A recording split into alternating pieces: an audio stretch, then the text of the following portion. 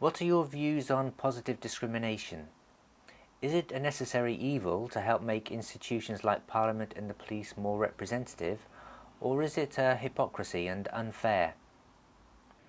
I don't think either of those descriptions of it quite sums up how I feel about positive discrimination. Obviously, we would like to live in a world where it didn't need to exist at all. I've been very much arguing against positive discrimination in the Liberal Democrats because I didn't want to get elected, and people think that that was because I was a woman and that's why I got there.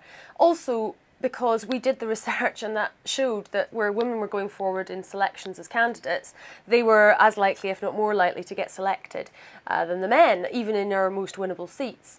The difficulty comes when you have 3 or 4 times as many men coming forward to be candidates, and of course you're not going to get an equal outcome when that's the circumstance. So we've been very involved in positive action to encourage more women to think about politics as a career, to think about standing to represent their community, whether at council level or at parliamentary level. And that is already showing some fruits. Now, I accept there may be some circumstances where positive discrimination is a necessary evil. If you have a selection process where there is sexism going on, you can't apply employment law in the same way that you would in a normal recruitment scenario to stop that sexism, and so it may well be that it is sometimes a necessary evil, but I don't think we should be reaching to it as the first solution. I think there's a lot of drawbacks to it, and as I say, in the Liberal Democrats, I certainly think the research shows that that's not where the problem lies, therefore that is not the solution. So you wouldn't be in favour of David Cameron's initiative for all women shortlists?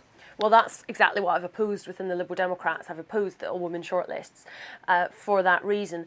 But for the same token, I would oppose all-male shortlists. And of course, we've had lots of all-male shortlists in all political parties, and not just decades ago. In fact, even increasingly these days, that has still been the case. Perhaps there's been fewer instances where that's happened, but it still is happening. And so, I think we need to work very hard to make sure that voters choosing a candidate have got a good choice.